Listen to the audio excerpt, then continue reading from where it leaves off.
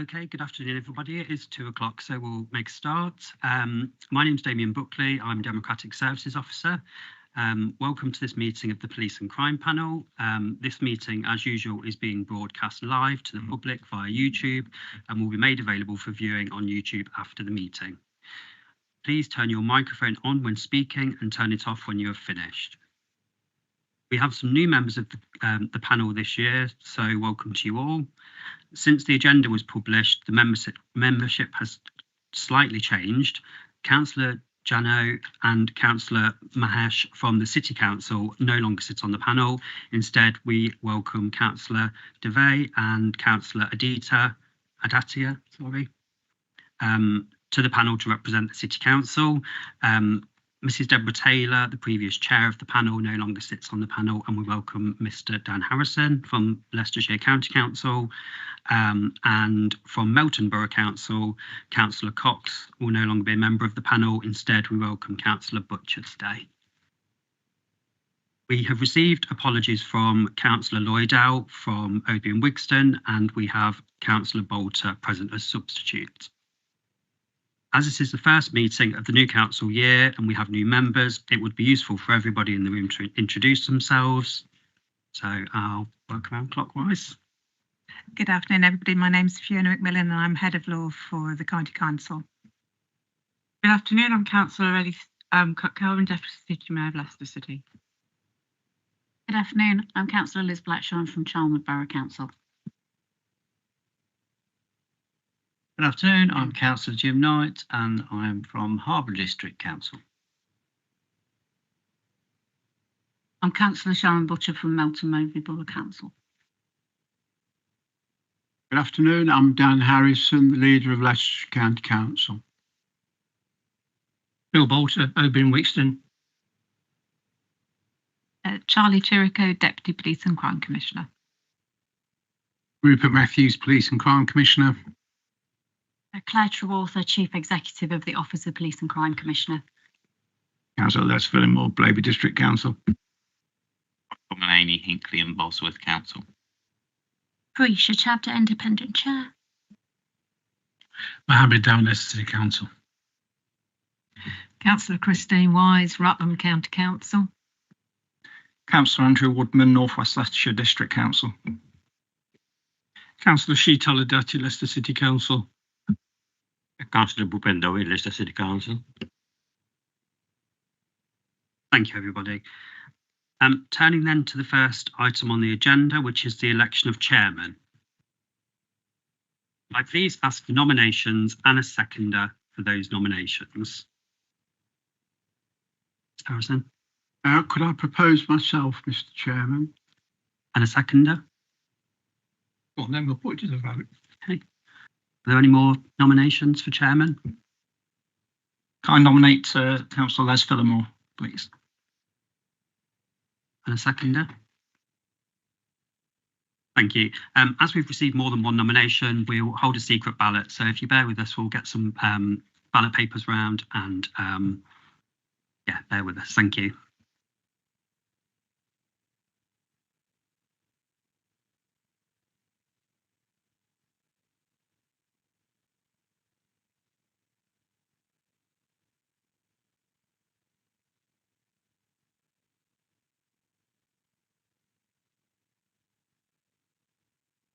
You do it. Oh, but I'll do it then.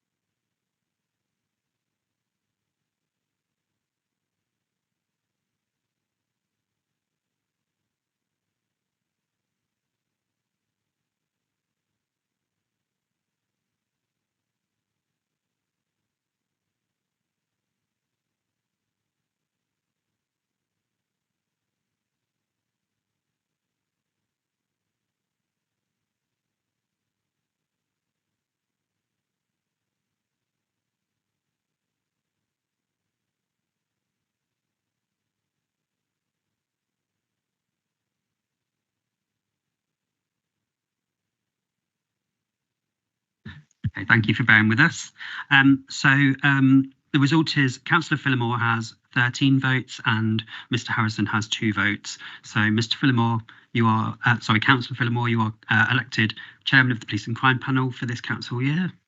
Please take a seat.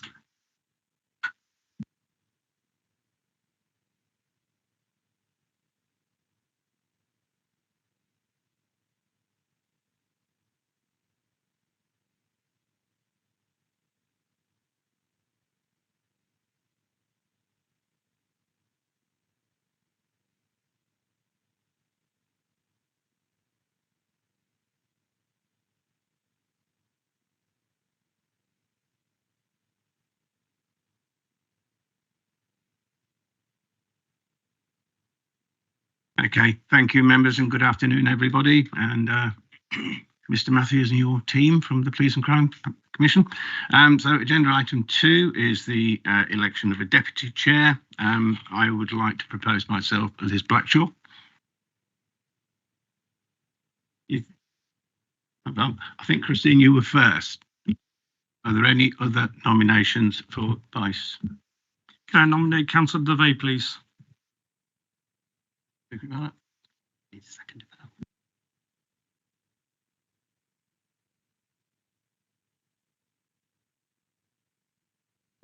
sorry, that proposal fails. There is no seconder. So, Liz Blackshaw, just a show of hands. Yeah, just take a show of hands, please, in favour of Liz Blackshaw. Thank you, members. And now I'm going to ask you if you would like to vacate that seat and allow this to come forward as the deputy. Thank you.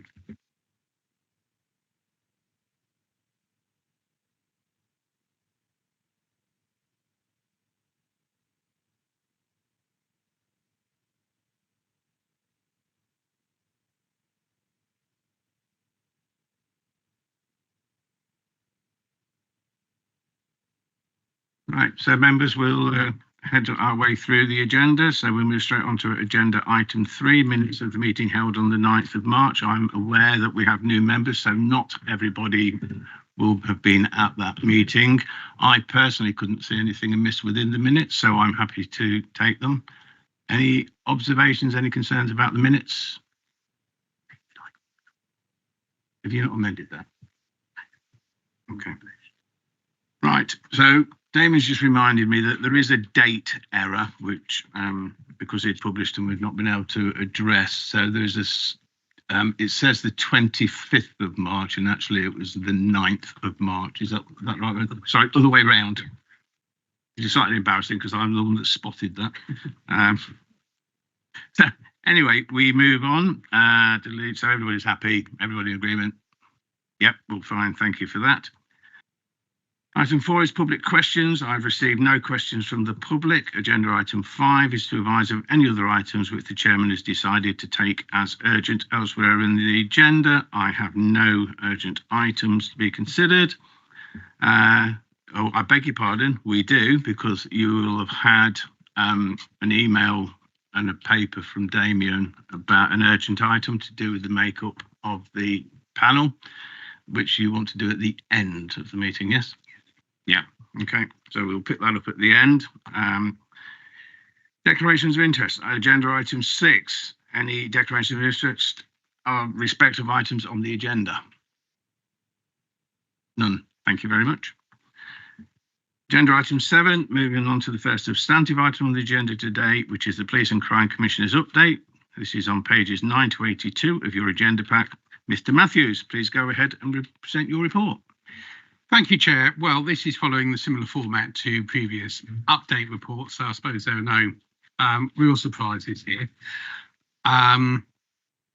We continue with our regular work, with which I'm sure the longer serving members of this panel are very familiar, and new members are going to rapidly become familiar. I think it's worth pointing out, if I may, a couple of things. The first is my community days, where I get out and about to meet councillors, resident associations, neighbourhood watch groups, various members of the community right across the city and to counties. It's an important way in which I can stay in touch with the community in between election time, and I think it is right and proper that I do get around to all the areas. If anyone knows of an area that perhaps they feel hasn't received the sort of visit that they think should, please get in touch with me or my office, and we'll arrange a visit there in the not too distant future. I would also like to draw the committee's attention to a bit of bad news in paragraph 19, that the funding for victims has been reduced by the central government. Now, that always, of course, leads to issues when you are ending a programme or withdrawing funding. The decision I decided to take was that it would be unfair to, if you like, allow an organisation to jump the queue simply because they'd been receiving funding in the past. So those organisations and bodies either had withdrawn or weren't renewed, have been put back into the general mix, if you like, and going to be treated the same as everybody else who comes forward to us seeking funding.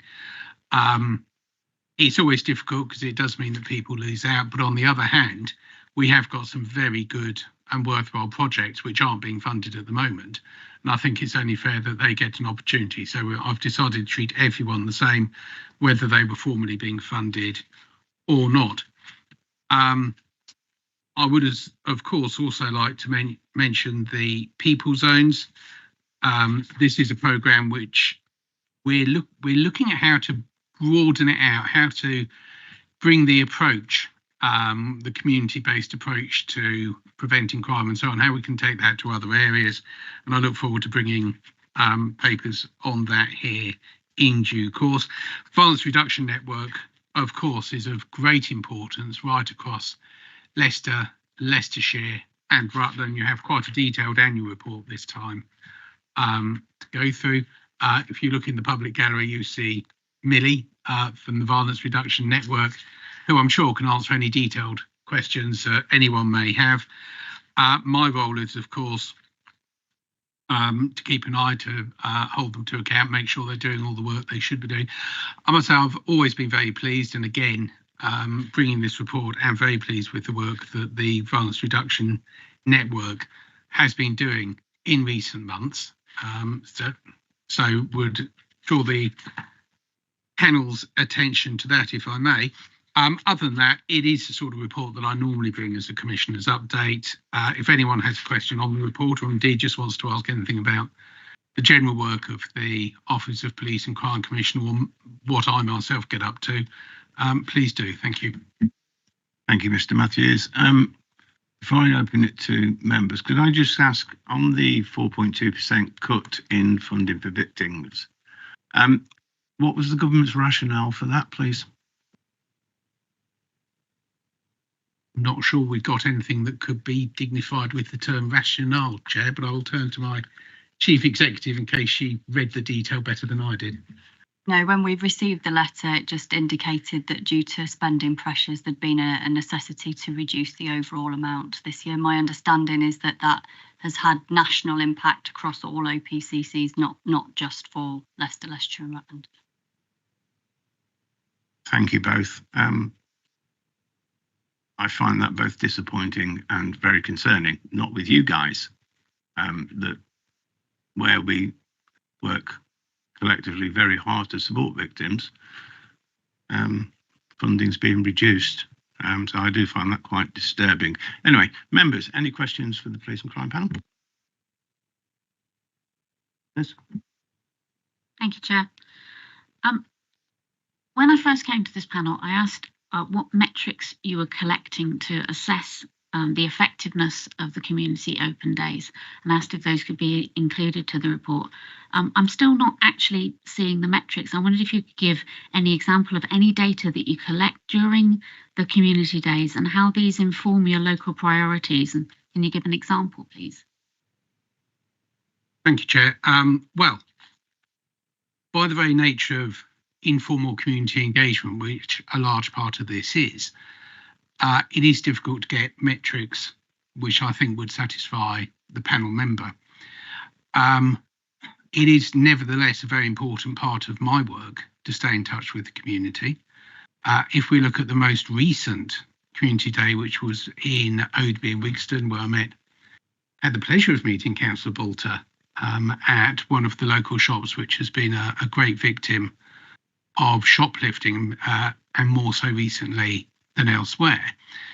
We did not collect a metric which stated exactly how many times the shop had been subject to retail theft, but quite clearly the number of thefts from that store had increased recently. Quite clearly, the staff were feeling very insecure in their job. So that's not a metric per se, but I was enabled to take it up with the neighbourhood policing area commander about that shop in particular. Also led to looking at retail theft across Oadby and Wigston as a whole, which has gone up by over a third in the past year. And of course, then that allows me to take that more generic figure up with the Chief Constable. And indeed, I've got a meeting with him, I think next week or the week after. Is it the week after? Next week, at which we will be raising, if you like, the more generic figure regarding to retail theft. So by the nature of this sort of interaction, sometimes with members of the public, I mean, again, on the most recent one to Oadby and Wigston, as I was walking from one appointment to another, I was stopped by a man in the street who recognised me. Turns out he's a vet with the army and wanted to talk to me about veterinary care for police dogs and so on. So, you know, by the nature of it, it doesn't really lend itself to metrics very much, but it is, and I'm sure as an elected member, or those elected members here would agree, it is absolutely essential to stay in touch with the public, very often in an informal setting where metrics are not always easy to come by. Okay, so supplementary to that, can you give us an example of how the community days inform your priorities and any changes that have been made as a result of the community days? Thank you. Yes, I think so. As I say, it's about staying in touch with communities, finding out what they're feeling, how they're thinking, and so on. So it's not, strictly speaking, metrics. I should, of course, have drawn your attention to the map, which is now included, I think, as a result of your comments saying, you know, where'd you go and what do you do? Well, you now get a map and so on, so you can see that. I think in relation to the theft of, and my deputy may know the correct terminology, the radar domes on top of tractors. What are they called? Yeah, I think it's a GPS drone.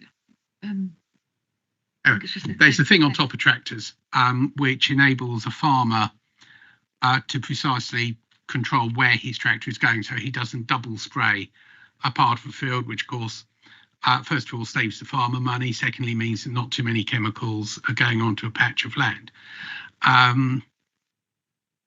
For a long time, that was absolutely fine. And then about 2 years ago, the number of thefts of that particular piece of equipment, not the tractor as a whole, not the plough, but that particular thing, went up quite substantially as a result of the Russian invasion of Ukraine and the sanctions imposed on Russia.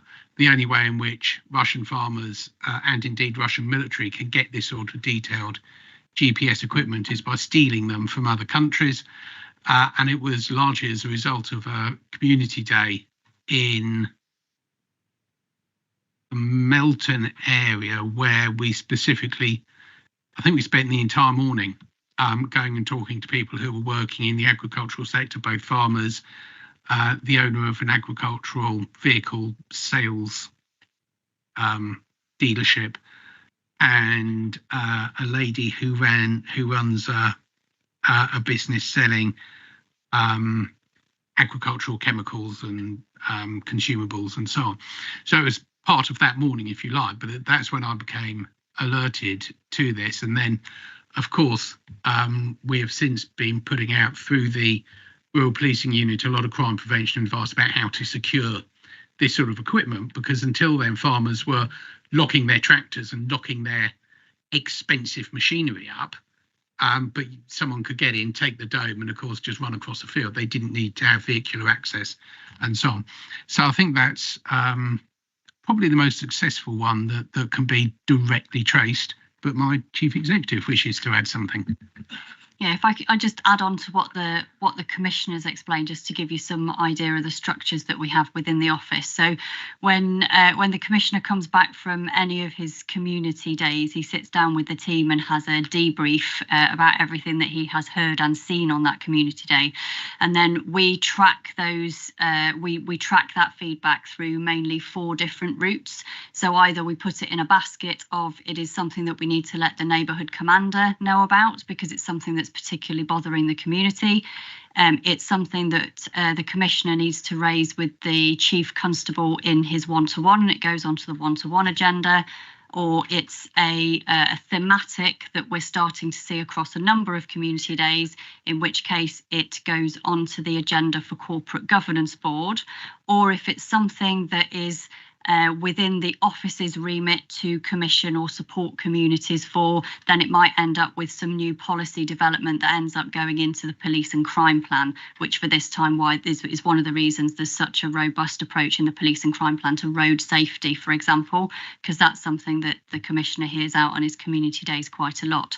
So we track the outcome of those visits, and we can share the numbers, if you like, that come back from those in terms of these are the number of items that have gone through to corporate governance board, this is the number of items that have gone through to the chief constable, this is the number of items that have gone through the neighbourhood commander. So that's how we measure the efficiency of those days, as to the amount of product that's coming back into the organisation. Thank you, Claire. It's really helpful to know. Thank you, Chair. Just a couple of points. Under number 54 about the police dogs, I was reading, some other members may have read about a call from a charity, I think it was a Thin Blue Paw, who are talking about police dogs having some sort of pension, given the circumstances they sort of are raised in and are exposed to. Have you had any discussions with the, well, just generally, but with the sort of the dog unit kennels about whether that's necessary or needed? Thank you, Chair. Yes, I heard the same item recently. Not since that has come out, I suppose, is the short answer. I do visit the dog kennels about 2 or 3 times a year, and of course in the process of going out with police on patrol and so on, I have been out with police dogs as well. We also have a team of volunteers who monitor how we look after the police dogs and bring back regular reports on their care, their feeding, training and all that sort of stuff, to make sure that they are being treated to the very highest methods. Regarding a pension of sorts, I discussed this with the then Chief Constable, and I'll look to my about 6 months ago, I think. And at that point, the Chief Constable thought it wasn't necessary because it is possible to home ex-police dogs and with families and homes that he is confident will look after them, and that it would be a unnecessary expense to start funding things which people who want to have a loyal and loving dog are quite happy to provide for themselves. I think that was the gist of the conversation. Yeah. Thanks for that. Yeah, the second point was, it's more an observation about the VRN. Obviously, we've heard today about the 4.2% cut in victims funding. And whilst the VRN report is very detailed and lots of statistics and a few case studies and that sort of thing, what I didn't get a sense of was the value added, in that how much money is being saved with the investment that's being made in the VRN. I just think if we're going to go to Treasury again and say, we do need this funding, we need to prove to them that, this is saving so much more money than it's actually costing to run. So it's more of an observation there, anything else than that. Yeah. Thank you, Chair. Yes, I would agree. Of course, it's very difficult to measure something that doesn't happen. And a large part of the work of the Violence Reduction Network is about stopping things from happening further down the line, maybe 2, 3, 4 years in advance, if you can get hold of people who are coming from the sort of background that statistics show may go on to be involved in crime. So it is fiendishly difficult to do that. What we tend to do is measure proxies along the way, which you can measure, but it is very, very difficult. Unfortunately, I think the Home Office is aware of that. And of course, they have access to research and data coming from academia on the national scheme. And so again, they monitor the activity we're doing. As long as we're doing the activity which the data shows will lead to violence reduction, then they believe it is money well spent. I don't know if Millie wants to add anything. No? Okay. Happy? Okay, thank you. Right, Charlie? Add on to that, Victim's point about the 4.2% cut. We have written to the Victims Minister to express our concern about the cut, because we've had to make some difficult decisions regarding some of the projects that we've had to let go of because of that reduction in funding. And we will continue to be in contact, and they have actually been up to our office and to understand the ramifications of those cuts. So we have explained the difficult decisions that we had to make in terms of letting go of some really important services, and also the knock-on effect of not really getting too much notice about when these cuts take place, and how that can be quite damaging to relationships with partners who we want to support and who we've worked with for a very long time. So we'll continue, and we'll hope to have a meeting with the Victims Minister following this correspondence, and having some of the Home Office staff actually come into the office and understand the real impact of that 4.2% cut. So we're happy to give an update as that continues, because I know it is a concern. Thanks, Charlie, because it really does fly in the face of victims first and trauma informed end of. It is a cancer night. Thank you, Chair. Yeah, just on the 4.2% cut on the victim support, just wondered if there was, if the PCC had considered looking into any alternative sources of funding for that, if that could be raised, if there was any other funding available separately for that. Thank you, Chair. So, as I said in my introduction, what we've done with those services is to put them in with all the other, as you will understand this as a councillor, there are lots and lots of good causes and worthwhile projects which would like funding, and of course there's not enough money to go around. So it was my decision to put them in with that. I think I'm right in saying we explore all avenues of funding, and then we look at the plurality, if you like, of all the different projects that could be funded, and they're marked against I was going to say a scheme, that's the wrong word, a matrix, thank you, to try and prioritise them in terms of value for money if they are dealing with particular priorities within the police and crime plan, and then they're sorted that way. But of course, there's never enough money to fund all of them. Councillor Butcher. Thank you, Chair. The security teams that you put on to walk around to move people on from retail theft. You visited Melton because we had a bad time over Christmas. Did any data actually get put back about that? Because every time we tried to, there was different numbers being given all the time through the papers and that, because as much as the shopkeepers and the residents felt really safe, we were just moving on the problem because they'd come back the next day. We wasn't addressing the addiction, which was why they were all doing retail theft. Okay, thank you, Chair. I mean, the short answer is there is data, probably in what you're talking about wouldn't be terribly helpful in terms of what days the wardens were there, how long they were there for, how many interactions they had with the public. What we're going to be looking for, of course, is more long-term, did it work data, because as you're quite right to say, the shops and public felt very reassured by the presence of the patrols and so on. If they didn't actually drive down antisocial behaviour and crime, then one must question, is it really worth the money? But that's the sort of more long-term data we can look at. I can't speak for those yet because we haven't got the figures. I can speak for a completely different project that was run in the city, because we had a team from Cambridge University who did all this data and all the number crunching and so on. And this was to do with individuals who were going out and interacting with youths on the street with a view to reducing antisocial behaviour. And what that found was that when the teens were on the street, they drove down antisocial behaviour a lot. But even on the days they weren't there, antisocial behaviour had still gone down to compare to what it was before they started.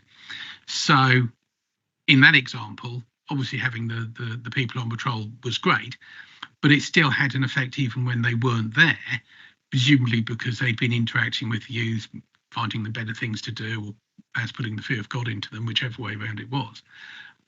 I don't know about the wardens that were out in Melton, but I think is this part of the Safer Streets? We'll be looking at the data on that, is that right? I think it's part of the Safer Streets combined with the Community Safety Partnership Initiative, isn't it? I'm not sure it's been running long enough yet for us to be able to provide you with any conclusive data about whether it's been effective or not. But I certainly can take away the ask about what data we are collecting so that we can make sure that we're feeding back. Yeah, come.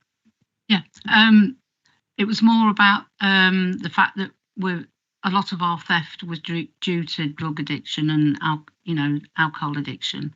We're moving them on and they come back the next day. We're moving them on and they come back the next day. We're not actually addressing the root of the problem, which is addiction. Is that something that is being missed because we're in a town? They can't get to Leicester or Nottingham, which are the places where they get the most help. Okay. Okay, thank you, Chair. Yes and no. So my office does fund a lot of projects that deal with people with addiction problems, and as you say, that quite often drives crime because they're trying to get the funding to feed their habit. I believe councils as well also fund such initiatives. If the panel wants us to bring back a report at some point about how we're dealing with what we're doing to try to alleviate problems with drug addiction and so on, I'm quite happy to do so. But as I'm sure the council is aware, trying to get somebody off drugs is very difficult. Generally, it only works if they want to come off drugs, if they're persuaded first. So yes, I take the councillor's point, and this is why the Office of the Police and Crime Commissioner does a lot more than just hold the Chief Constable to account. We run all sorts of initiatives and we fund various outside bodies and charities and so on ourselves in order to have a more holistic approach to trying to prevent crime rather than just dealing with it after it's happened, which of course is largely the preserve of the police. Okay, so if I may, I've got you, Mr. Ed. I think, Mr. Matthews, that kind of slides very nicely into what Councillor Blackshaw was saying earlier about things are being highlighted, what's being done and what's the outcome of that. So I think there's a bit of, you've actually alluded it to yourself, there's a bit more work can be done and a bit more reporting, and I think that would satisfy Vice Chair on my right here. And I think, your report is partway there anyway. In 13 and 14 bullets, the themes that have come out of the PC's community days during the time ASB, business crime, e-scooters. And then in 14, local intelligence passed on to the neighbourhood area commanders, fine. But what does that look like? What can we then expect to happen, I think, is what the panel generally is looking for, is problem identified, proposed intervention, and what is that outcome? Now, clearly some of it's operational, but you are here to hold the Chief Constable to account and feed the concerns of this panel into the Chief, if you can. So I think partway there, but picking up on those 2 points. Mr. Dowd. Sorry, got a couple of questions, but I won't have any supplementaries. First of all, in terms of victims, 4% of victims, survivors of domestic abuse and 14% of victims, survivors of sexual violence withdraw from engaging with CJS. I'm just wondering, obviously, there shouldn't be any withdrawal at all, to be honest, but obviously circumstances and factors decide that. But I was just wondering what can be done about that and how do we compare nationally in terms of neighbouring authorities. The other issue is the people zones and safety funds. I'm just wondering whether I don't see, maybe I'm wrong here, but any independent data showing reduced crime or increased trust as a result, and also the governance of the chief constable or effectiveness of commission services beyond the internal reporting is another point I'd like to make. Mr. Matthews. Thanks, Chair.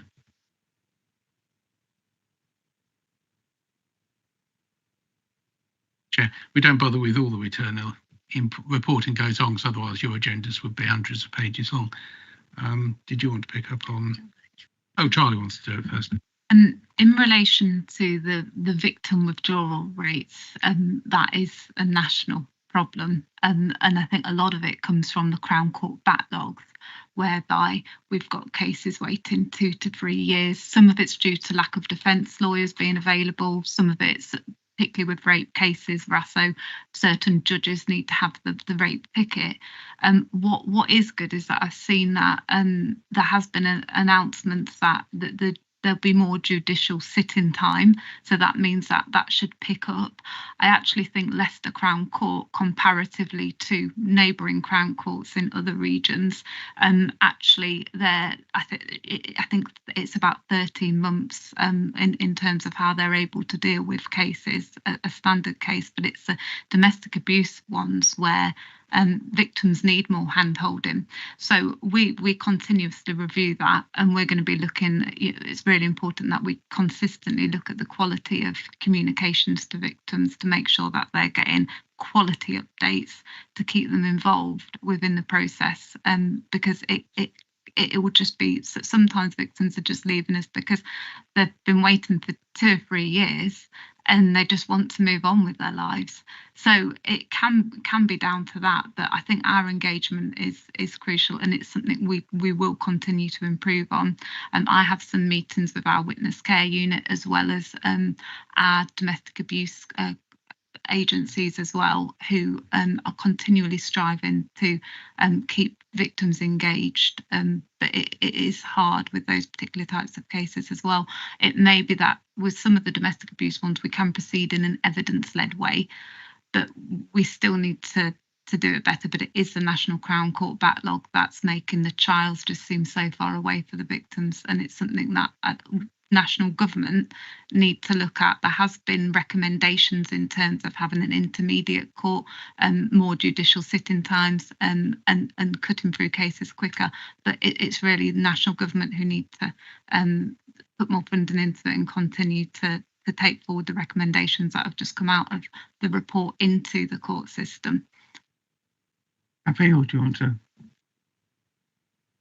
In terms of, it would be helpful if a paper was brought in about 6 months' time in terms of progress made.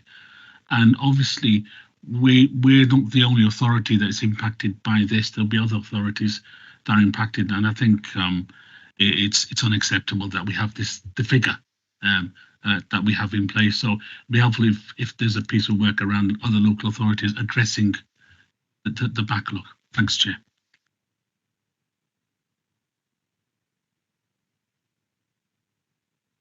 I was just going to come back on the councillor's question about, because you asked one about external evaluation of certain programmes. So as the Commissioner's already alluded to, that the larger programmes do have some external evaluation. So the Street Wardens programme that you talked about, that had external evaluation. There's a significant amount of internal evaluation done on the Violence Reduction Network programme, and the People Zones programme has also had an external valuation, which has been presented to this panel previously. So I think I'm happy to point you in the direction of what's come previously rather than being repeat activity. And then you asked a question about the internal scrutiny and governance, and I'm not quite sure I quite understood it to be able to answer it effectively. Sorry, Chair.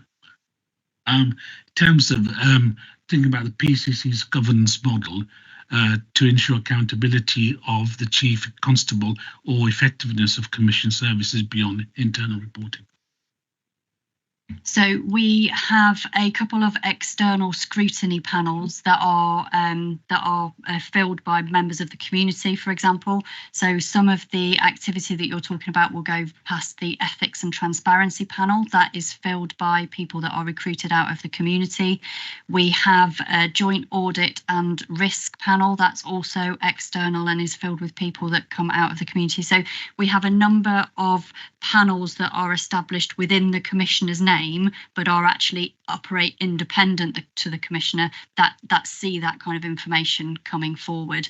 The only information that would be held only internally would be information that comes through Corporate Governance Board, which is operationally sensitive and can't be put in the public domain. But everything else you see as part of ethics and transparency papers, Jarrett papers, or the Corporate Governance Board reports that come to panel. Yes, thank you, Mr. Noward.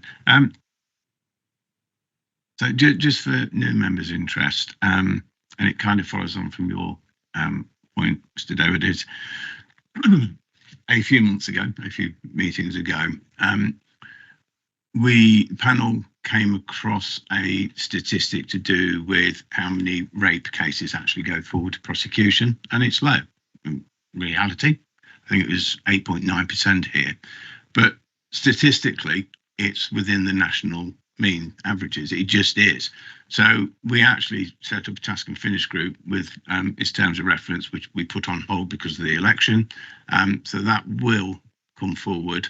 It may be something you want to get involved with. And it is to understand, using data held by Mr. Matthews, his department, as to what's actually not happening, for want of a better term. We know what is happening. What we want to know is why 91% of rape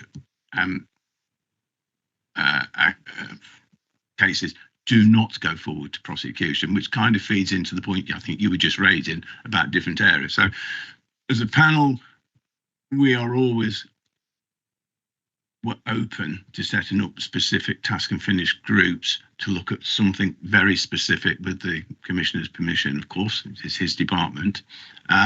Because sometimes we do want to deep dive and just learn a bit more and understand more. So I just thought the rate one would be an interesting one for you because it's already there. The terms of reference are principally set up and ready to go, but we did put it on hold for a bit. So anyway, thank you. Any other questions, Liz? Thank you, Chair. Thank you very much to the VRN for the report and for providing a more accessible text version. But I am going to make the point that I always make, that so the text in the report wasn't it because it's held as an image file is hard to follow. But when we come down to the more accessible version, it just has a tag that refers to the graph back in the main report. It's almost impossible to keep going backwards and forwards and find out which particular graph or graphic it is. So if they're able to put a link in, that would be very much appreciated. And I still don't understand why upper CL and lower CL are both straight lines and what they even mean. We can take that feedback back. Thank you, Councillor. Any final questions on this agenda item? Okay, so I will make one observation, Mr. Matthews, and Millie, it is of no criticism, it's an observation. I think everybody around this table absolutely values the role and the success of the VRN and the way they've been able to achieve information sharing agreements that no other human being has ever been able to achieve. However, the observation, and there was a few of us had the same thought, is the VRN is such a complicated report now. It's heavy reading to try and work your way through it. And that's to a audience who are involved and are sensitive and understand the TLWs and everything else that goes with it.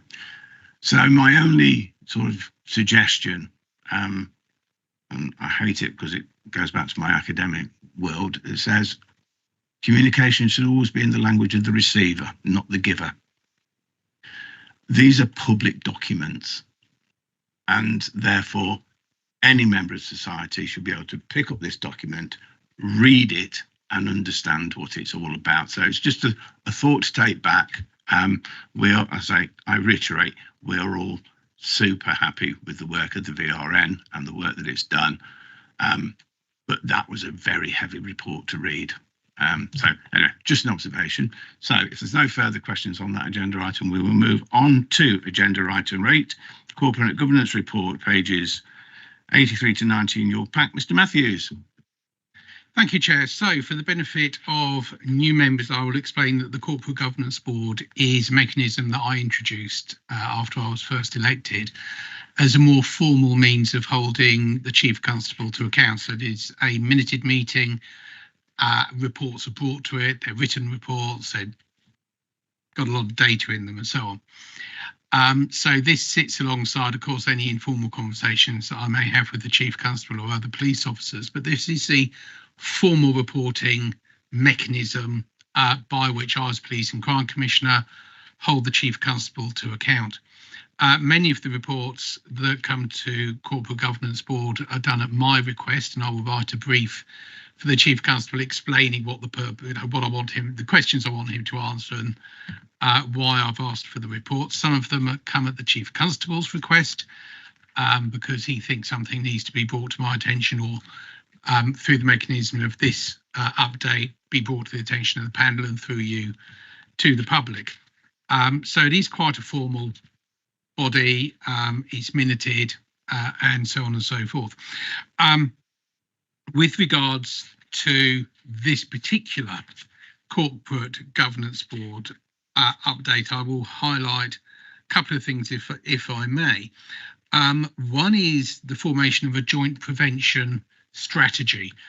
I think that given the issues we've already discussed within the criminal justice system, we will all be, I'm sure, at tenterhooks about the central government's spending review that we're going to be hearing news from. You'll be looking at it, I suppose, primarily from the point of view of local authorities. I will be looking at it primarily from the point of view of police and victims of crime prevention.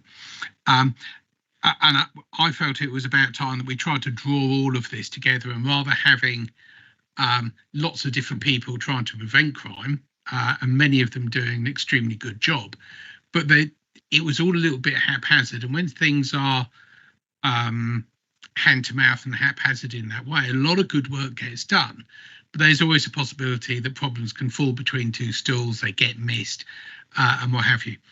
So what the then Chief Constable and I agreed was to have a joint prevention strategy brought forwards, which would, if you like, sort of try and systemise all the work that's going on. It's a work in progress. We haven't got the end result of that yet, but what I'm hoping is going to happen is that more effort and more effective effort and more coordinated effort is going to be going into preventing crime in the future, with the hope that that is going to mean there will be less work for victim support to do, there will be less work for the police to do, there'll be less work for the Crown Prosecution Service to do, and then in turn less work for the courts to do and fewer people going to prison. That is my hope.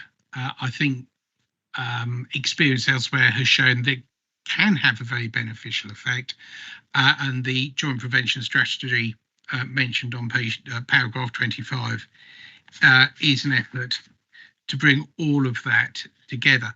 The other thing I've got to talk to you about is paragraph 22.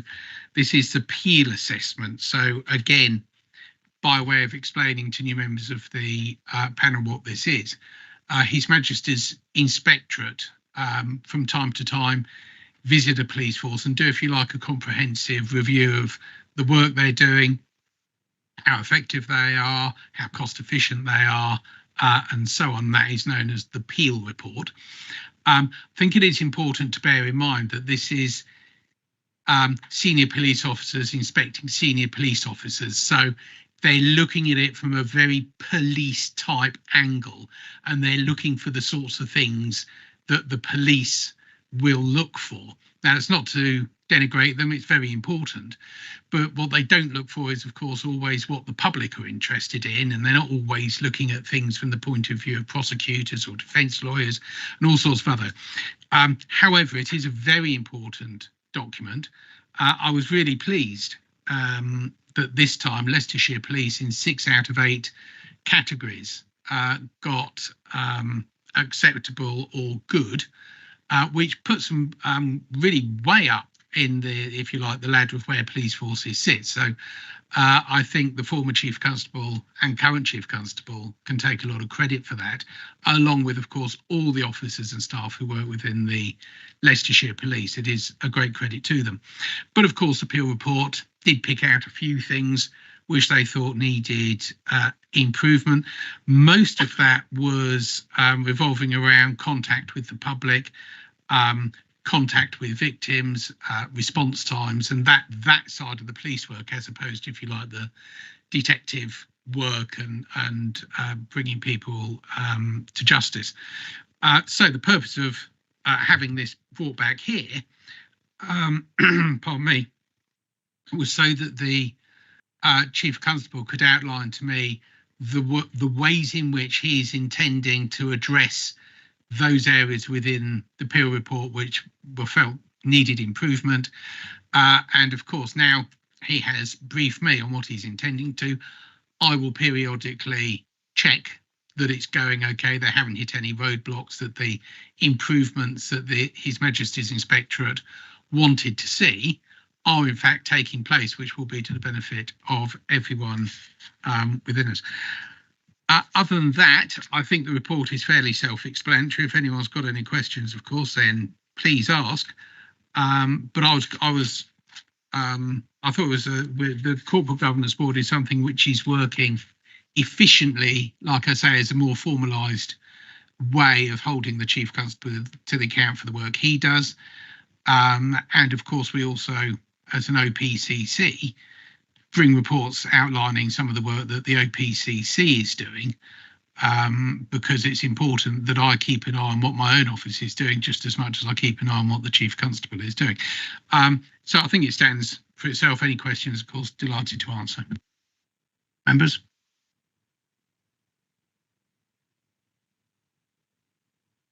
No questions, Mr. Matthews? Leslie, go for it. How is the board ensuring that oversight translates into measurable accountability? And has the board considered what we might call the leadership instability? And has it got any? Has it reviewed it? Has it got any recommendations? That sort of thing. I don't think we've looked at that directly, Chair. Obviously, it is a matter of concern always. We're fortunate in having an exceptionally able senior officer who was the Deputy Chief Constable, is now the, I always get confused, is it temporary or acting Chief Constable? Temporary Chief Constable. So we are very fortunate in having such a fine officer to be able to pick up the reins on a temporary basis. The Corporate Governance Board has not looked at it directly. No, I suppose I'd just point out that of a chief officer team that I was just trying to count in my head before you came to me, but a chief officer team that consists of about 6 people, only one of those positions has changed. And as the Commissioner has just articulated, that's been a Deputy Chief Constable that has stepped up to be temporary Chief Constable, and the Commissioner has made the commitment that that structure will be in place for at least 12 months, which gives that area a level of stability. So I'm not sure that we would see what's in place as an incident of instability, if that's how you described it. I think we've had 3 now during the time that I've been on this panel, and I just wanted to Thank you, Chair. I haven't sat on this panel for a few years. I think I was first on this panel, I think the first couple of years that you were elected, Rupert, and this was a theme at that time as well. I can't remember what particular role it was, but there had been quite a rapid turnover of senior personnel. It wasn't Chief Constable, can't remember whether it was Chief Exec or whatever, I really can't remember the details, but it was a theme, the sort of the rapid change in personnel of people who were very highly regarded and respected and embedded in both their workforce and their communities. So I do think whether it comes under this board or not, but I do think it would be useful for us to receive some sort of assurance as to what lessons have been learned in terms of exit interviews or the culture of the organisation, or just a little bit of sort of reflection on why we think this has continued to be a theme, I think, throughout your time in office. Thank you. Thank you, Chair. Well, I don't think it has continued to be a theme throughout my time in office. I mean, I'd have to go back and look. I think what the councillor was referring to was staff turnover within the Office of Police and Crime Commissioner. So we're going back 2 or 3 years. So I'm speaking from memory, so forgive me if I get this entirely wrong. But I'm reasonably certain that we looked into this at the time, and the turnover in staff within the Office of Police and Crime Commissioner in my first, either 12 or 18 months, I can't remember the period of time we looked at, was lower than it had been in the first comparable period for the previous Police and Crime Commissioner. So if through you, Chair, if I can refute this, I do not think this is something which is a theme in my time in office. It is a function of having a small office within the public sector, and I know this is something I've moaned to the Chief Executive about before, is that given the ways in which the public sector work, it is not possible for me to reward someone for being exceptionally good at their job. I can't give them a pay rise. I can't, because that's not how the public sector works. And because we're quite a small organisation of less than 30, if somebody comes in and is very good at their job, their natural inclination is to look for promotion else, and that means going somewhere else, because we can't do it within the office. So through you, Chair, I do not think this is a fair characterisation of my time in office. Previously, when this was an issue, we did look at it. It was not the case. I think as far as chief constables are concerned, I mean, I don't know off the top of my head what the average term in office of a chief constable is. We were very lucky with Mr. Cole, who stayed as chief constable for, I think, 12 years, was it? That is quite exceptional. And I think in Leicestershire, we sort of got used to that, but that's the exception, not the rule. I'd have to go away and look at how long chief constables stay in post, but staying for 10, 12 years is not the norm, even though we got used to it. Thank you, Chair, and thank you for that, Rupert. No, I completely appreciate I might have gaps in my knowledge and my memory as to what has happened, but I do think it is something that we might want to return to, given that from what you've said just there, you're suggesting that there's been no learning or self-reflection after Rob Nixon has left, which I think is concerning. But then also, on top of that, we have a temporary, not a substantive, and I do think that is still something that, as a group, that we should remain concerned with, and something that we should potentially ask you to go and reflect upon. Thank you, Alicia. I think, if I may, Mr. Matthews, I would make the observation that ex-Chief Simon Cole retired after over 30 years. Rob Nixon has recently retired after over 30 years.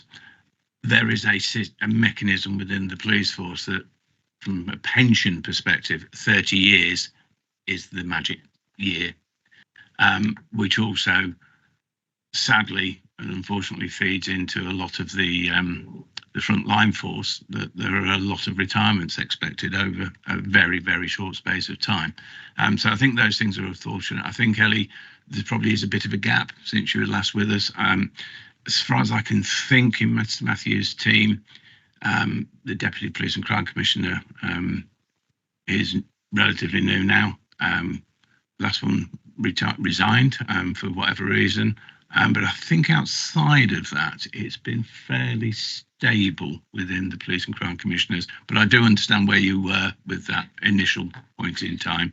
So we have a question over here. Mr. Daywood. Thanks, Chair. In terms of the Corporate Governance Board in the last 12 months or so, what has been your challenges, and how have we addressed those challenges? Also, the effectiveness of the Corporate Governance Board. Have we have priorities or strategies change as a result of the intervention of corporate? I know there's a fine line between operational and sort of scrutinized level, and also in terms of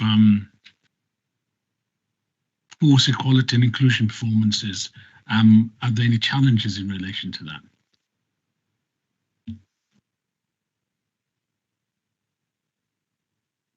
You want to talk about the mechanism of it? Shall I just answer that? Yeah. Okay. So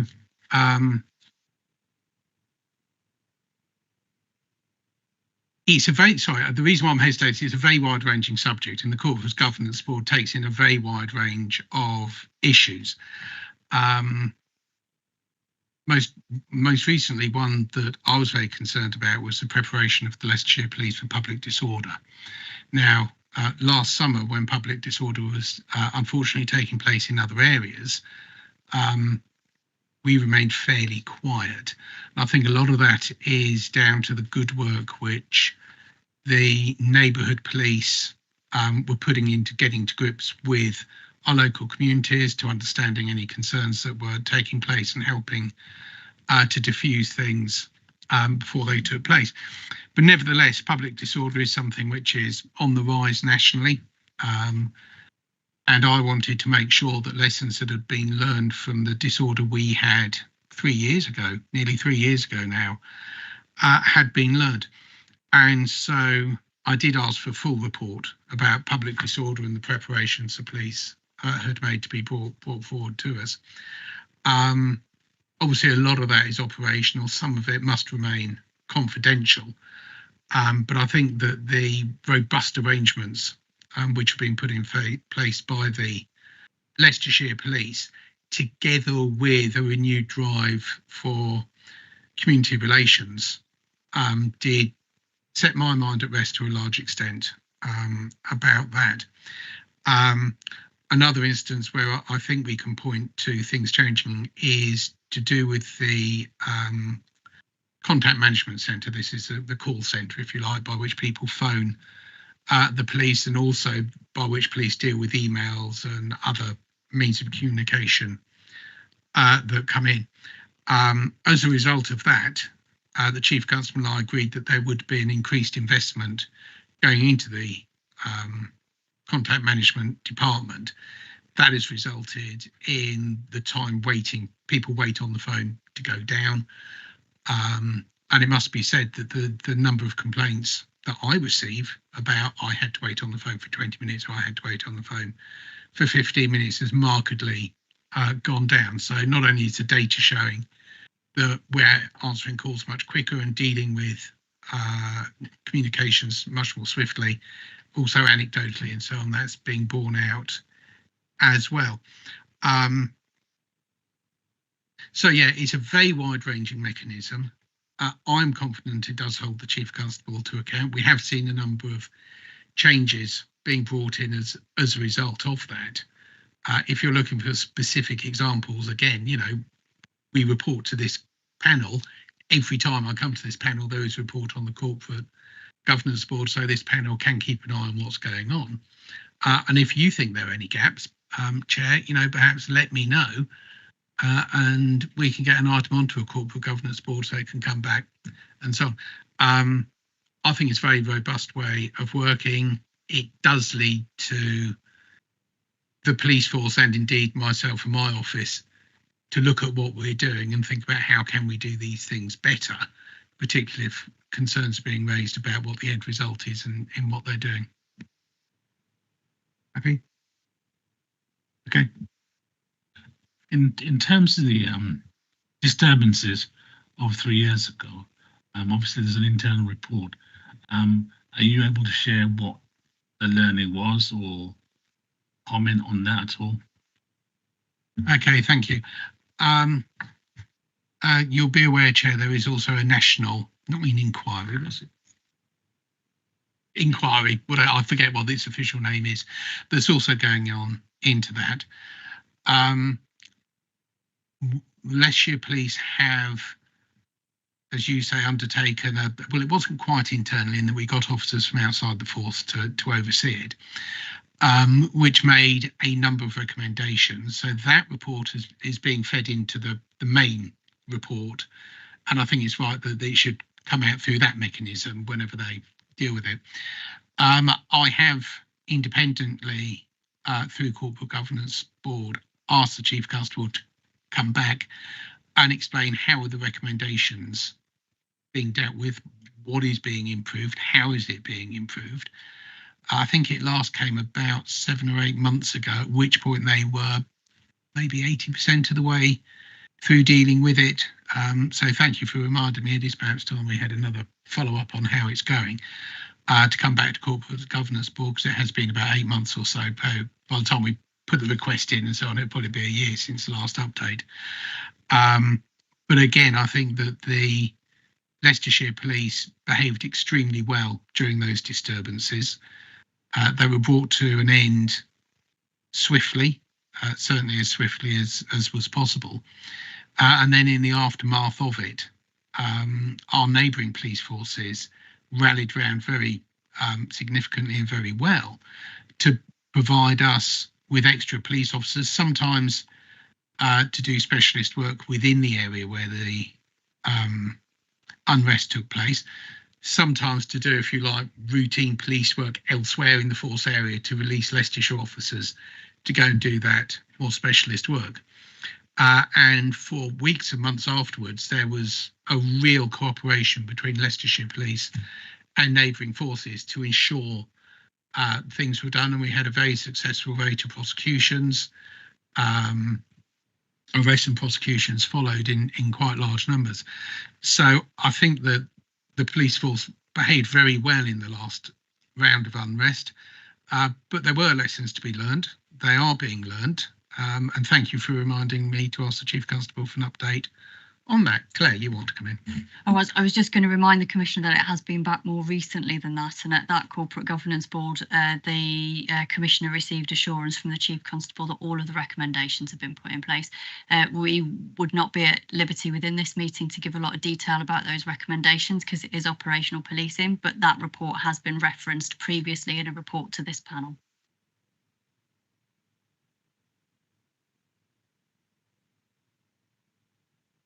Thank you.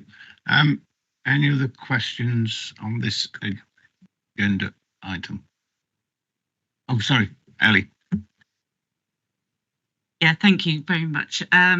Just very briefly, if you can pass on our thanks in regards for all of the work that's been done in terms of community cohesion in the city and the county. I think it clearly has helped support a more harmonious city, and I'm very pleased that we managed to avert any other the more recent riots. But this work is ongoing, and I know that you do it in partnership with the local authorities, and it's not something where that you're ever can say job done. They just continue.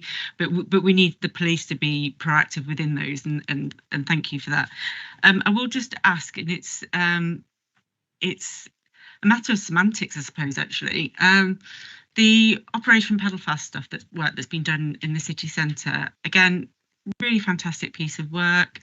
I've got one question around whether you've got any intention on rolling that out anywhere else, making sure that you are sharing the successes of that within your website.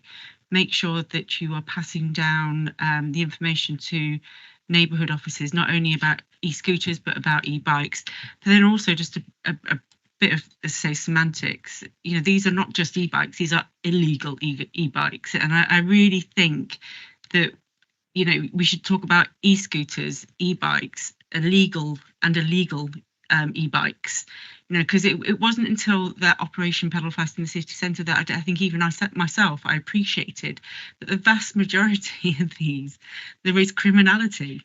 They are illegal, and that does clearly then change public perception of them in terms of reporting, in terms of all sorts of things. But I do think that the fact that they're illegal should be emphasised throughout all of the communications. Thank you. Thank you.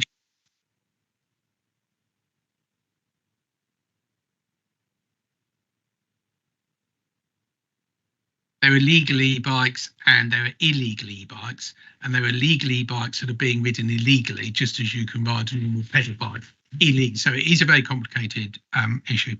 As far as rolling out pedal fast elsewhere, there are different aspects to pedal fast. There is the educational side of it, there is the giving advice to people side of it, and then there is the enforcement side of it. I think the enforcement action that has taken place on Gallatry Gate, near the clock tower, and on New Walk are the ones that have captured the media's attention and have been very successful in taking these illegal vehicles off the street, which of course is to benefit pretty much all of us. I'm sure, Chair, you will understand that an operation of that kind is quite resource intensive. Put it simply, if a lone police officer on foot patrol tries to stop somebody on an e-scooter, they're just off before you can do anything. And so, having been out on 2 of these operations now, I can assure this panel, it takes a lot of organisation, a lot of operation, and a lot of personnel as well, because you have to have plainclothes spotters, then you need to have the uniformed officers to do the stop, but you also have to block the exits from the area. So some areas that have got lots of exits, you'd have to have lots and lots of police officers there to do it. So the sort of places where it is sensible to undertake enforcement action, you need to choose your spot. It has to be somewhere where e-scooters and illegal e-bikes are a real problem, where the community is really concerned about it, but also where the geography of that area means the police can stand a chance of actually stopping the people in order to carry out enforcement action, which can very often lead to the confiscation of vehicles. I think so far this year we've confiscated nearly 200 of these illegal vehicles, which is great news. But I will also point out that the educational aspect of this can also have an impact. And certainly when I was on an enforcement action in New Walk, we had one of the food delivery guys on an e-bike actually made a point of coming to the police officer and saying, look, I've now got a legal e-bike. Last time you stopped me, it was an illegal one. I've got rid of it. I'm now legal. And so just the educational side of it can also have an impact on trying to combat the difficulties of these vehicles, which of course can come into collision with pedestrians, can inflict injury, and can be quite dangerous. So I take the councillor's point, but having enforcement action as the enforcement bit of pedal fast as well as the educational side of it is quite a complex operational thing.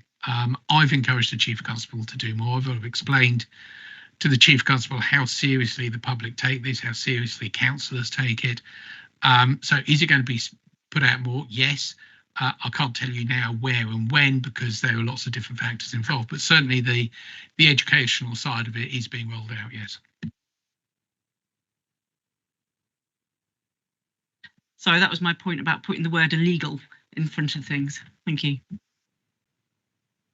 Thank Mr. Matthews and for everybody around the table. You know, I find them dangerous, and I find them mostly dangerous because whether it's an e-scooter or an e-bike, some are being souped up, they're driving in the dark or riding in the dark or scooting in the dark, there's no helmets, there's no insurance, there's no nothing, and they're doing 30 odd miles an hour. The need for us all and for them users is actually for the government to regularise what it is and how it can be ridden, and then we'll move from it being illegal to legal and more enforcement powers for the police force. Councillor Dave. Thank you, Chair. Not working. Yeah, so you're on. I'm on. Okay, thank you.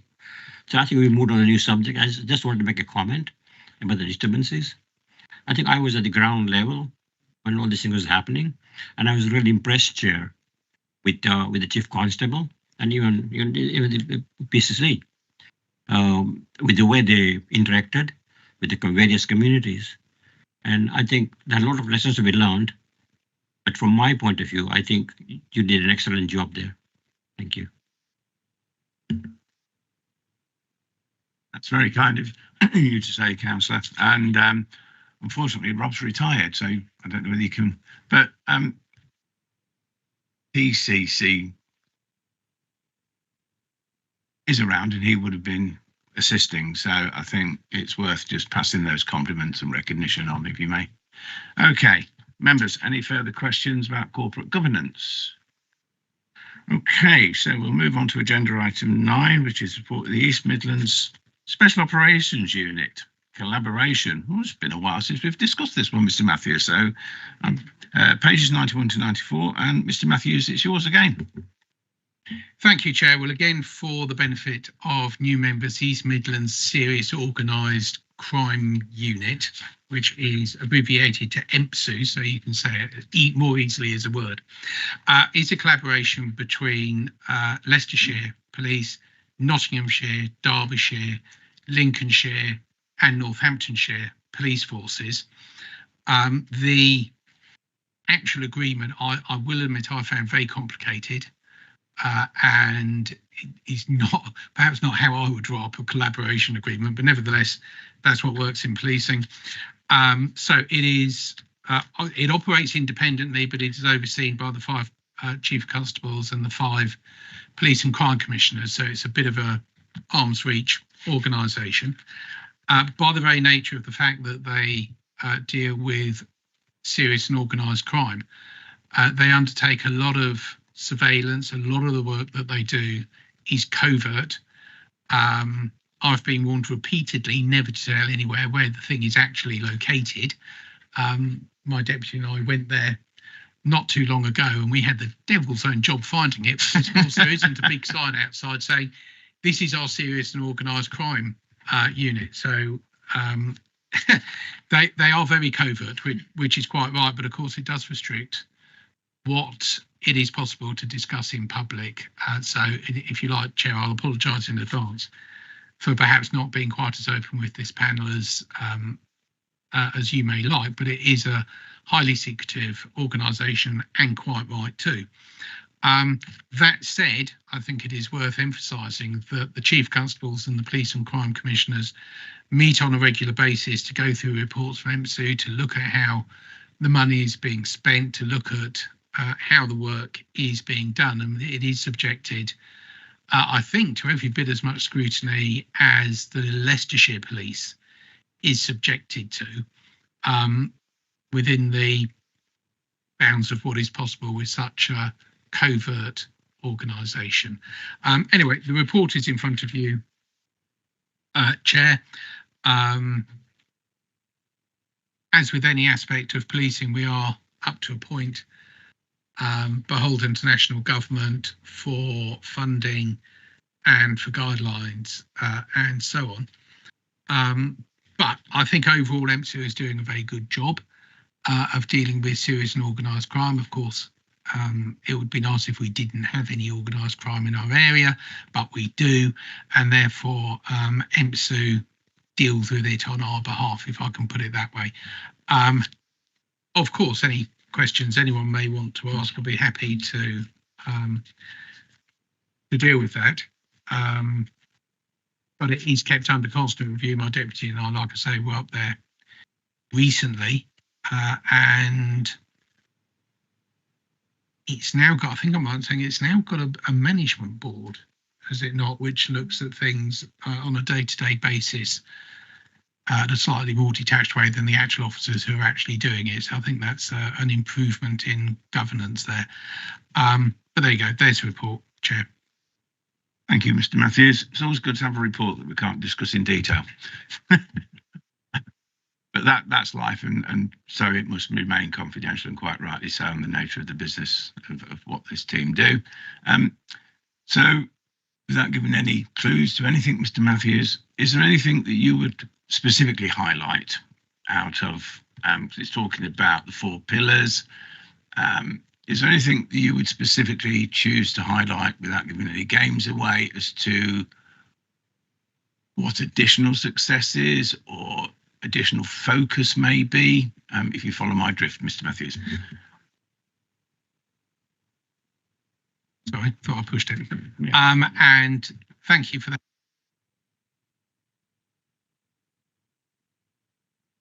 I think I shall keep my eye on the button to make sure it's working.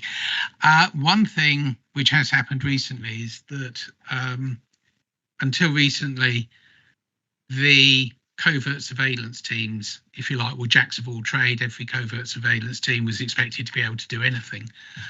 More recently, they have decided to specialise.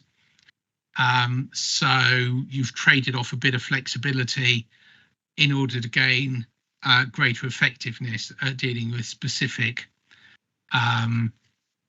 aspects of surveillance. They've also introduced a dedicated detective superintendent role to look at financial investigations. This was something which the 5 chief constables and 5 police and crime commissioners at our regular meetings felt was lacking, and that there needed to be a high-ranking specialist dealing specifically with financial investigations. We've also looked at a more proactive and reactive approach to tasking. So this is, if you like, getting quite specific. But there is now a greater capacity to proactively build investigations where they suspect something is going on rather than waiting for a crime to be reported and then looking at it. So I think those are all recent improvements which I've been sufficiently vague about in discussing them that I haven't given anything away that we don't want the organised criminals to be aware of. But like I say, it is kept under constant review. They have now got their own management board, and the 5 chief constables and 5 police and crime commissioners meet regularly in order to look at how EMSU is carrying out its business, how effective it is and how efficient it is, and taking such action as we think is necessary. And then when I can, of course, I'll report back here. But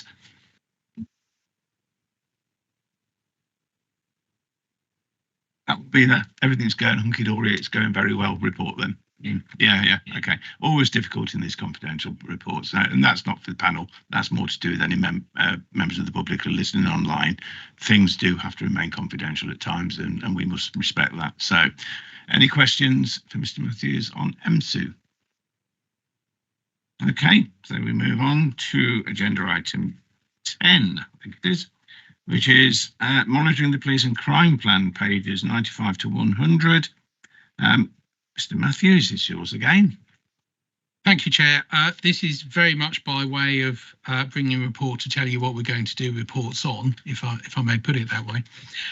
Again, for the benefit of new members, the police and crime plan is one of the things which I'm obliged to do by law.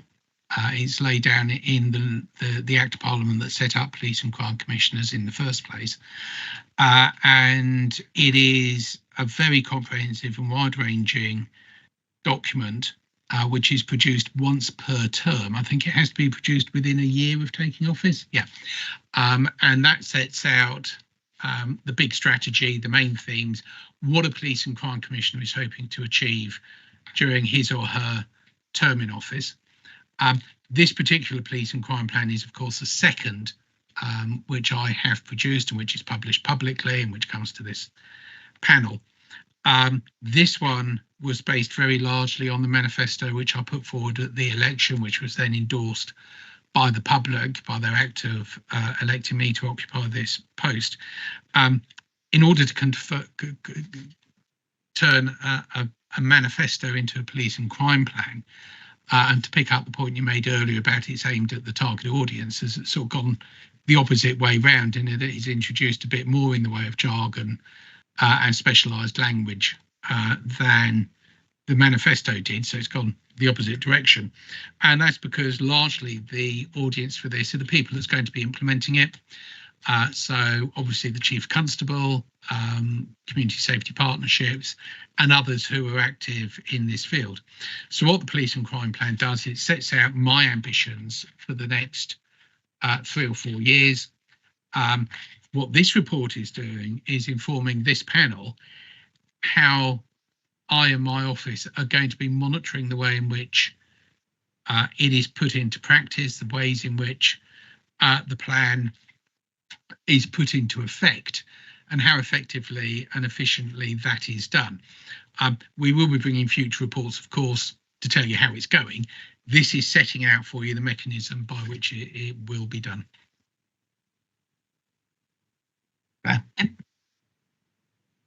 I could just lean in and just add to what the Commissioner has said, probably just to preempt a question from the panel, because obviously there are two ways of measuring the police and crime plan. One is about output of actual delivery and one is about impact of that delivery. And you'll remember when the police, and for those of you that were sat on the panel at the time, when the police and crime plan came last year, it had a page in it of metrics that we will be tracking that will monitor the impact of that police and crime plan. And those metrics varied from reduction in rural crime, reduction in urban crime, reduction in violences against women and girls, and as well as the output reports coming back to you that will tell you whether or not we have delivered the actual activity that the police and crime plan dictates. We will also be bringing reports back that show you the impact on the movement of those metrics. Now, obviously, whenever I talk about metrics, you'll get bored of me saying it's almost impossible to attribute the movement of one metric to one specific intervention. So we recognise that the movement of that metric will be a combination of the operational policing, the police and crime plan, partnership activity, the voluntary and community sector. It'll be a combination of all of them, but that's just so that you get the opportunity to see the metrics that we're tracking to let us know if the police and crime plan is moving crime in the right direction. I think we'll look forward to having some outcomes on paper. Yeah, that's really good. So one question for you then. So you're talking about the SPOCs, the single point of contacts within the OPC. Is that a public SPOC or an internal SPOC? It's internal. I did try and turn that off. It's not playing games, did it? So as far as this panel is concerned, then, if we wanted to drill down, look at something in particular, say, I don't know, let's go violence against women and girls as a one-off. Would you still front that, or would you bring that SPOC in to meet and talk to the panel? There are two, I know it'll make you smile because it's me talking about it, but there's two layers of governance there. So our SPOC, our senior point of contact, so they are the people within my team that will hold driving the actions for the delivery plan. So there's the delivery plan for each of those areas. There's a number of actions. They'll be the ones that driving forward those actions. Then each of those SPOCs will have a senior responsible officer, which sits at SMT level, that's responsible for the overall delivery. So violence against women and girls being your example, if we were bringing a report back on that, then it would be a combination of my Director of Performance and Governance, Lizzie Starr, and a Director of Partnership, Strategy and Commissioning, which would be Siobhan Peters, that would come to report on those. Perfect. Thank you, Claire. Any questions? Thank you, Claire, for anticipating exactly what my main point was going to be. So I'll go to my other favourite topic. How are community, aside from the community visits that Mr. Matthews does himself, how are community voices and feedback being sought and integrated into the monitoring process? Well, of course, community days are an aspect of this. We also, as I'm sure all the councillors here will be aware, when I'm about to go onto a community day, we do write to all the councillors to say, Mr. Matthews is coming on a community day, and then that's your opportunity to raise issues with us. Through the community safety partnerships, again, that's another way for us to monitor public concern and what's going on. And of course, this panel, those of you who are elected representatives of the people are here representing, obviously, the wards where you were elected, but also the authorities that you come from. We also, of course, as I'm sure all of you do, is keep an eye on the press to see if any issue is rising. But we do publicise contact details both on the website and through social media. And I think if anybody wanted to contact the Office of Police and Crime Commissioner, as long as they had one of these, they would very quickly find out how to do so and would be able to do so. And we proactively, as I say, we do go out and contact people and say, so what's bothering you, what's going on. In the past, we have held public meetings, some of which were rather better attended than others. But again, that is a mechanism that we have used in the past, we will use in the future. So there are lots of ways of doing all of this. Indeed, I think one of the things I've got to do this week is to read, comment on, possibly approve or ask for revisions to a public communication strategy, which we're for the OPCC, not for the police, but for the OPCC. So in my opinion, we're proactive about how we're doing this through social media, through direct mail, when it's appropriate to do so. And all of our contact details are readily available for anybody who wants them. And indeed, these aren't facts. I don't know whether my chief executive will know this off the top of our head. How many communications from the public do we get in an average week or month? I don't know. Apart from lots. Yes, lots. Just come in anyway.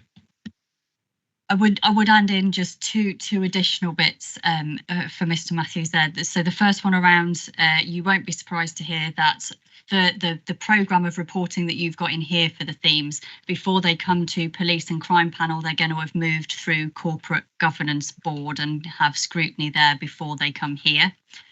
As part of that process of going to Corporate Governance Board, we are going to be proactively reaching out to members of the community and asking them if they have any specific questions they would like to ask or any areas they would like to have interrogated as part of those themes, so they'll get the opportunity to feed in. And then I think most importantly, specifically with the commissioned services, so for the likes of VORG or community safety, the commissioning team are currently in the process of setting up a lived experience panel. So those people with lived experience of those particular crime types will have the opportunity to feed into the exact services that are going to be delivered as part of those delivery strategies.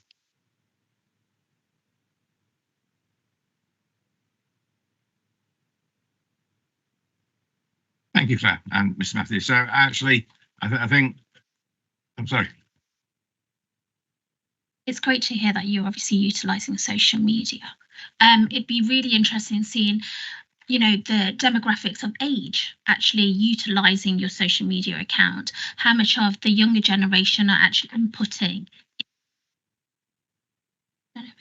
the police work that's been completed. And obviously when we're looking at youth crime, you commission quite very effective programmes. So are the commissioners asking the questions and bringing your plans in play within that to capture their voice? That's what I'm saying. So in terms of social media, I'm going to be perfectly honest to say it's not my forte, but we have an excellent head of communications who oversees, as Mr. Matthews says, just written a new communication and engagement strategy. And a lot of that is around the types of social media that we use, making sure that there's a variety of that social media and that the age demographic is as wide as it possibly can be. We did take feedback from this panel last year when the panel gave us feedback about youth voice and engaging more with youth voice, and the engagement of young people is something that our head of comms is currently looking at, and what that might look like as we move through this police and crime panel, because we're very aware that the Office of Police and Crime Commissioner Facebook account probably isn't one that many of them click like to. Kids don't do Facebook, Insta, TikTok. I think Claire, Mr. Matthews, I think some of the points that you just commented on exemplify what Councillor Baxter and myself have been saying about, you go out your community days, you hear this noise, you feed it in, but then where does it go? And the point you've just made, Claire, was a perfect example of, well, that's where it went.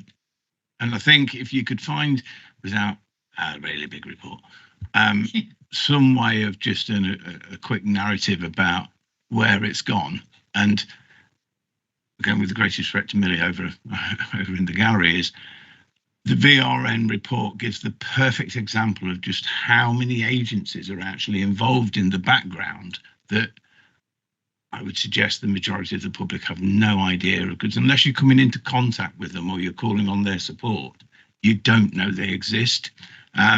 So I think there's a bit of helpful work that you could perhaps do to give the panel a bit of assurance that this is what we're hearing, this is what we're doing, this is what we heard, this is what's happening. And then we'll be able to see what those outcomes actually look like once. So if you could do that, that'd be wonderful. But without a big, long report, please, Claire. No, Mr. Wesley. No. Any other questions on this agenda item?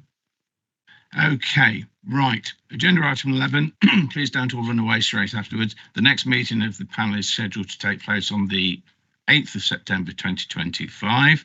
Agenda item 12 is the urgent item that was been previously mentioned. I'm going to hand over to Damien to talk members through the makeup, the political makeup of the panel. You've all had the report, hopefully. So, Damien. Thank you, Chair, and thank you to the panel for considering this as an urgent item. So the purpose of this report really is to consider the panel's membership and any changes required to meet the balanced appointment objective as required by legislation. The panel is being asked to take this report as urgent due to the need for further conversations to take place with appointing councils regarding the political balance of the panel. The most recent Home Office guidance issued in 2023 simply reflects that when appointing panel members, local authorities must consider, as far as is practical, the balanced appointment objective laid out in the 2011 Act. Following the County Council election in May 2025, the political balance and allocation for the municipal year 2025-2026 is set out in paragraph 8 of the report and is as follows: 4 Conservatives, 3 Labour, 3 Lib Dems, 1 Green, 1 Independent and 1 Reform. There are a number of complexities in achieving political balance for the municipal year 2024-25, which resulted in the composition of the panel not aligning precisely with the mathematical requirements for political balance. The report outlines that following the annual meetings of appointing councils, the membership of the Police and Crime Panel for the 2025-26 again does not reflect the requirements for precise political balance. The panel currently proposed comprises of 4 Conservative members, 4 Labour members, 3 Liberal Democrat members, 1 Reform member, 1 Independent member. So this does mean 1 additional Labour member and no Green appointee. Officers have explored with relevant appointing councils whether they would consider changing their representative to enable political balance to be achieved. An option which has not yet been explored is to increase the size of the panel by co-opting further elected members. This would require the panel to make a resolution to notify the Secretary of State of its reasons for deciding that the resolution would enable the balanced appointment objective to be or would contribute to the objective being met or effectively met. All members of the panel would need to agree to this particular co-option. Once the membership's agreed, Schedule 1 of the Constitution will need amending to reflect the current membership. So in terms of recommendations of this report, the panel are asked to consider whether they feel that the panel meets the balanced objective as far as is reasonably practicable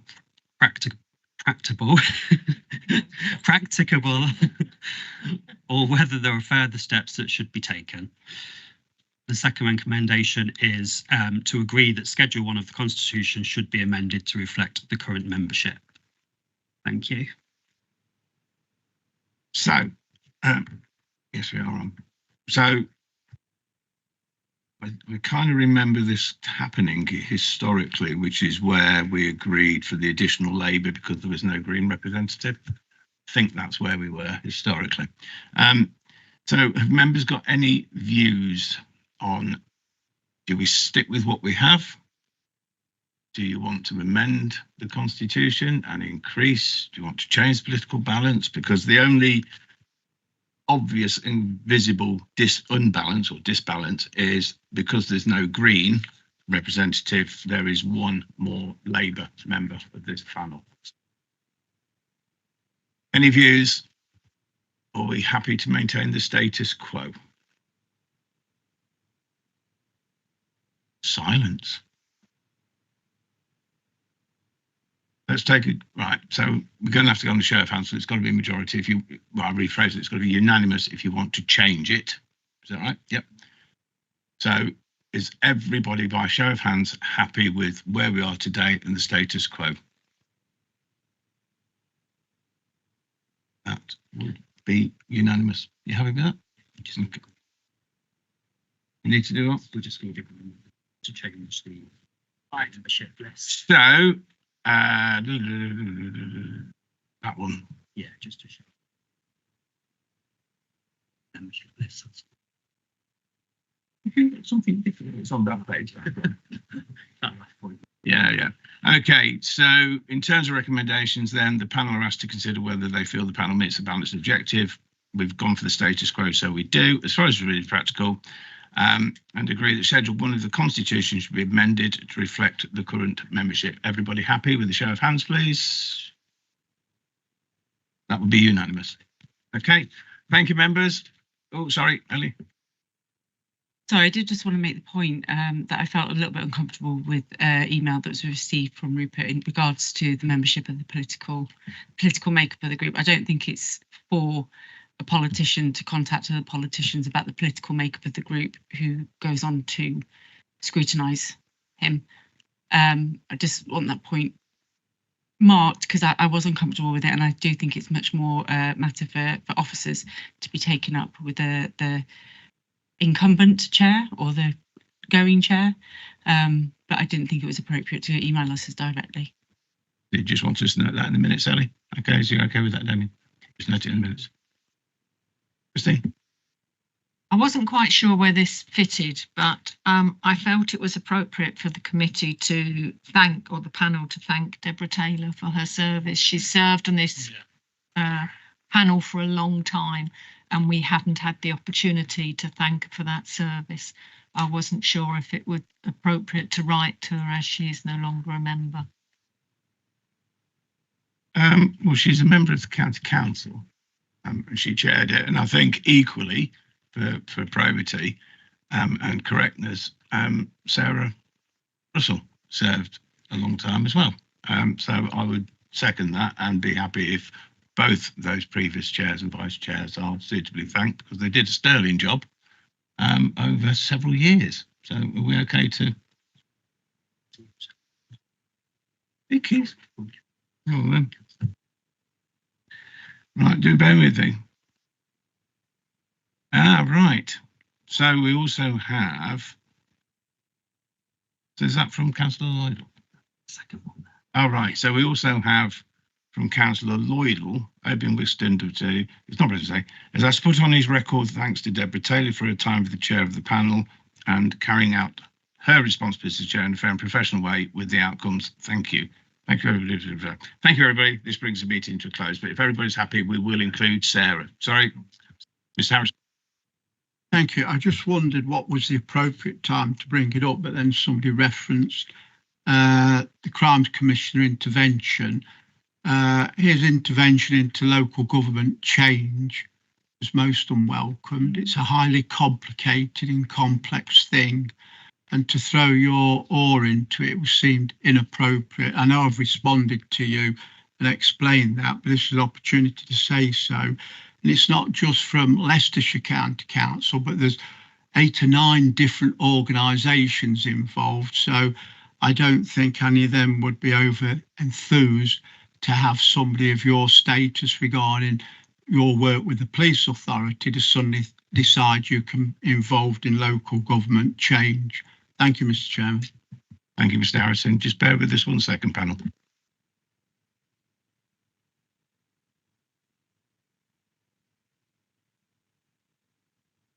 Mr. Harrison, you have happy as long as with Councillor Cook Kelvin for your concerns to be noted in the minutes. Okay, we'll draw it to a close there then. So thank you, everybody. Have a safe drive home. Thank you, Mr. Matthews and your team. And we will see you on the 9th of September, I think it was. Yeah, take care, everybody.